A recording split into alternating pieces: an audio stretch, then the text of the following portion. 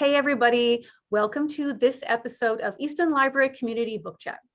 So in this episode, we have one of the library's favorite readers, library users, and volunteers, and it's Catie Gutowski. Hi, Catie. Hi. How are you? I'm good. How are you? I'm very well, thanks. I'm glad to have you here. So you recently did a project for a wellness course at school in which you incorporated the library into your project. Can you tell us a little bit about it?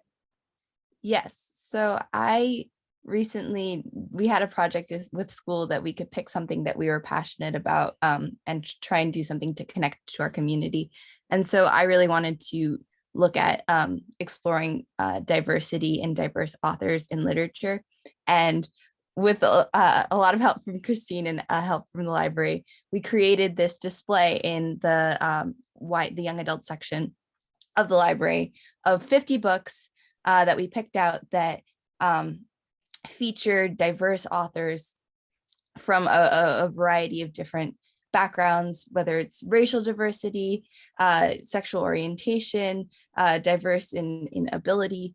So I wanted to do was really highlight that and make that available to the community and to kids, especially because, especially in YA literature, you get exposure to diverse authors and stories is really beneficial to develop empathy and a broader perspective of the world. Yeah. And I had a blast doing the project, and Kristine was a huge help. Yeah. It was an amazing project. I mean, the work that you did just alone on the display was a lot. But then when I saw, the whole presentation that you made for it with the website, and you had interviewed classmates, and you were talking about the high school reading list, the required, well, some of it's required, but the reading list and how it's not diverse enough. And it's fantastic. Did you get any feedback at all from that was positive, or maybe that reading list might be updated a little bit sometime in the near future? I mean, it takes a while to try and update curriculum, but I think it's a really good idea for us to try and to start doing. And I think definitely a lot of students that I talk to, as well as the English teachers that I've talked to, have said, we could be updating this curriculum and making it more diverse, because really, a lot of the high school curriculum that we have to read, they're great books, they're great authors, but they're the same authors that our parents were reading books about, reading books by, and they're really very predominantly white, male, cisgender authors. And having more diversity, I think, can only be good for an exploration of literature and exploration, human nature that English classes do. Yeah, I can understand that it might be, a little tricky, but maybe even just little by little, like every year, maybe one new book per grade of the required list, just to kind of, slowly input some new blood and give teachers time to read things themselves and to decide which new titles to put in there. But I think it'll happen. And I know a lot of my teachers try and put in short essays and things that aren't part of the required reading, but that kind of get us exposure to different perspectives. So yeah. Oh, well, that's good too. Yeah. And so one of the books that you chose to put in your display, and is it on the high school reading list? It is, right? Which is Persepolis? Yes. Yeah. So this is a great modern classic that they do have on there, which I love. So tell us a little bit about it and why you chose it. Well, I chose this book because I think I remember reading this novel. It's a graphic novel. Mm-hmm. For the first time in middle school. I think it was 7th grade. And it's the first book I can really remember that had me thinking outside of my own background of kind of where I come from, because there really weren't that many books that I had read that had exposed me to the cultures of other countries.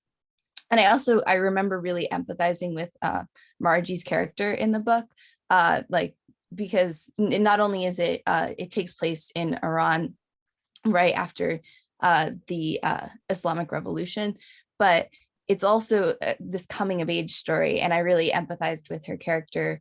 She was growing up and like learning to use her voice and gaining a political awareness that at the same time that I was starting to care about political and social issues.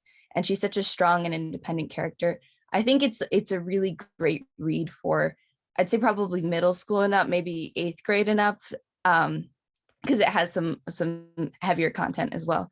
But it's and definitely up to adults for sure. Ever since, like, I've read it multiple times since I first read it, and every time I have so much more awareness about the historical background of it, and so I get a lot more out of it every time. It's a really extraordinary graphic novel. It is extraordinary, and it's really like beautifully drawn too. It's all black and white, but it's got this really amazing style. And the author and illustrator too, Marzan Satrapi, and I just learned this as I was getting this book ready, she also made a animated film version. So she was a co-director and illustrator on this, and it was nominated for an Academy Award. Oh, I didn't know it was nominated for an Academy Award. Yeah, so how cool is that? I actually am bringing this home with me to watch. Is that I know it was originally made in French. Is that the one in French? No, this is the English version. Okay.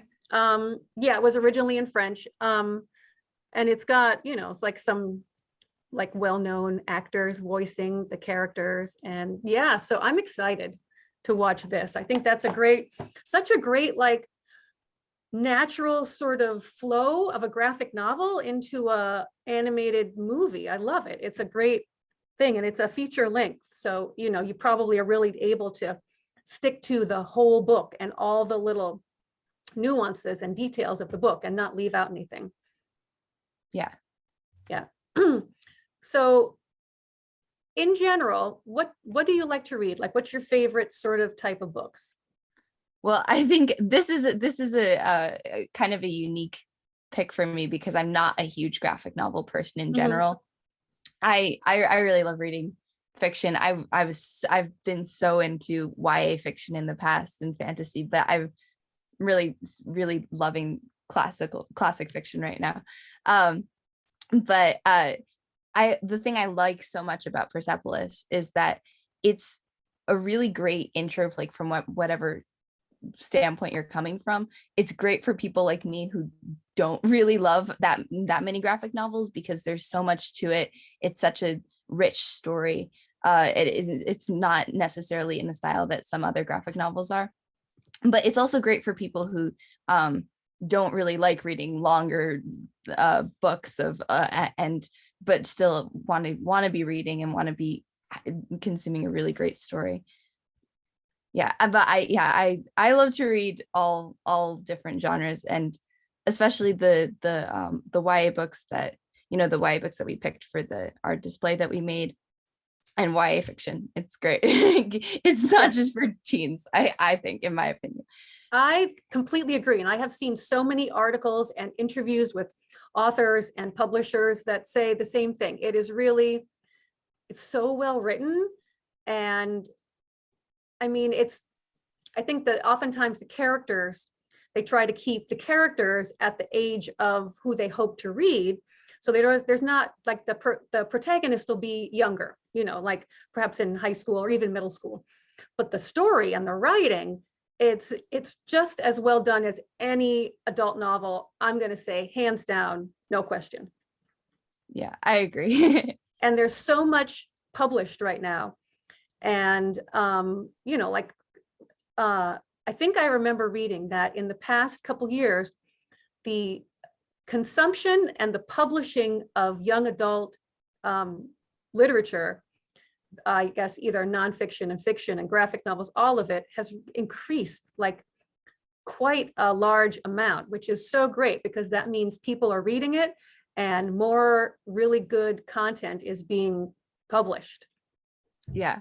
It's so true. I mean, I think also with like social media, I think there's been a lot more people who have gotten back into reading, kids my age who get back into reading from seeing it on social media. I think book talk and booktube are things that they're rabbit holes that you can go down into.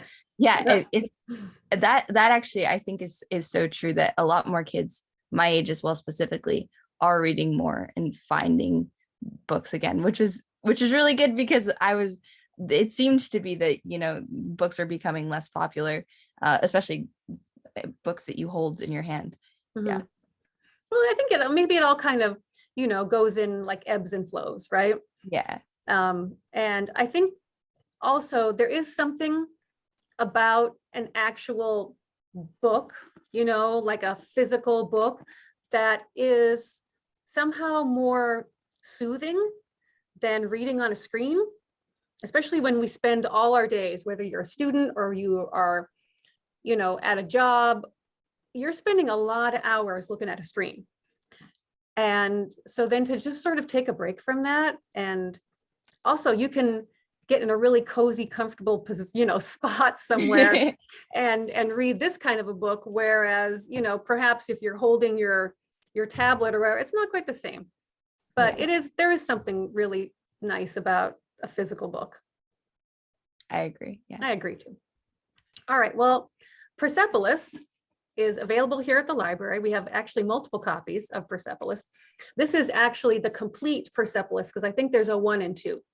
So this is the complete. And then we also have the cool animated movie, which I can't wait to watch. And so they are available for checkout or curbside pickup here at the library. You can just go on our website and click the catalog, search the catalog button to find them, and they're here. And Catie, thank you so much for, coming on and chatting with us.